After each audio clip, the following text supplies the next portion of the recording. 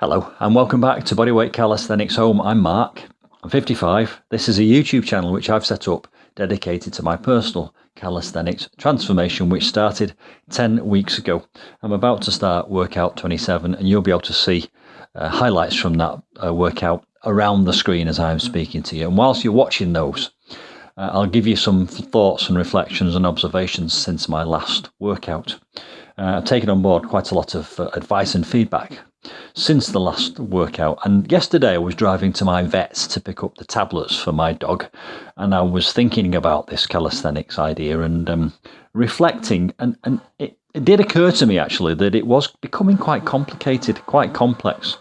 I've got 520 subscribers and that's wonderful, it really is. I've got another YouTube channel. It took me over 12 months to get 1,000 subscribers. I've got 520 in 2.5 months, so I'm absolutely delighted about that. But what I've noticed is everyone is so well-intentioned and everyone has got my best interests at heart and everyone's giving me tips and advice, and I'm trying my best to take it all on board and experiment and try these things. But sometimes I wonder if it's a distraction, and sometimes I wonder if it's putting me off the path. And as somebody said, a little bit of knowledge is a dangerous thing, and by experimenting, I might be making mistakes, which are setting me back. It might be 2 steps forward and 1 step back. I don't mind making mistakes, and I'm quite happy to receive feedback.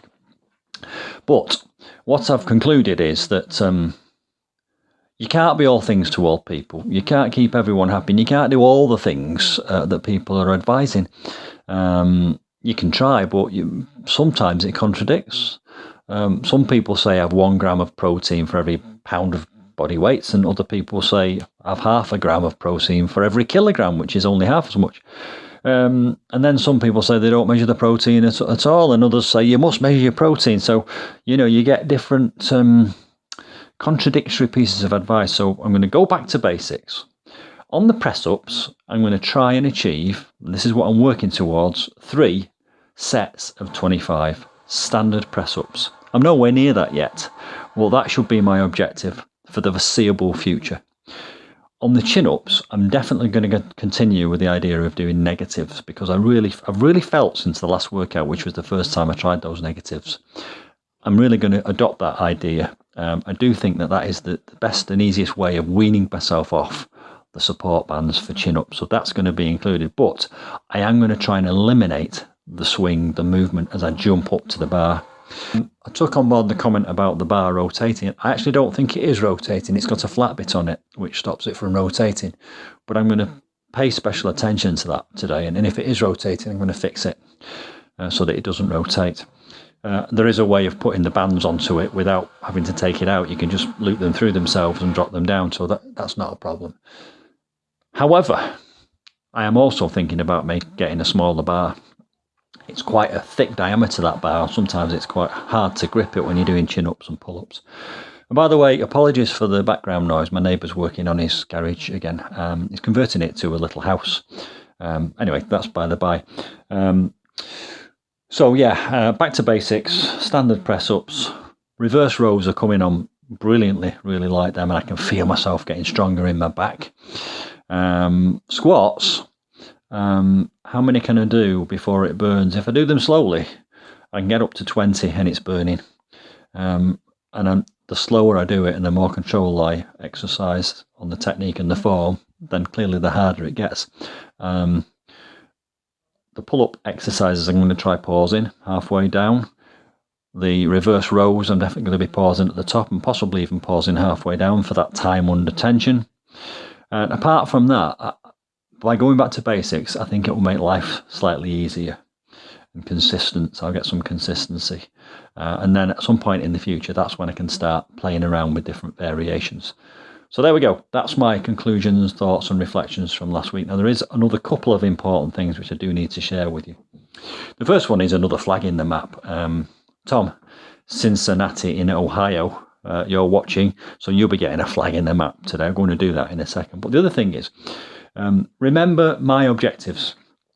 My objectives for doing this on YouTube are several. It's multifaceted and multi-layered.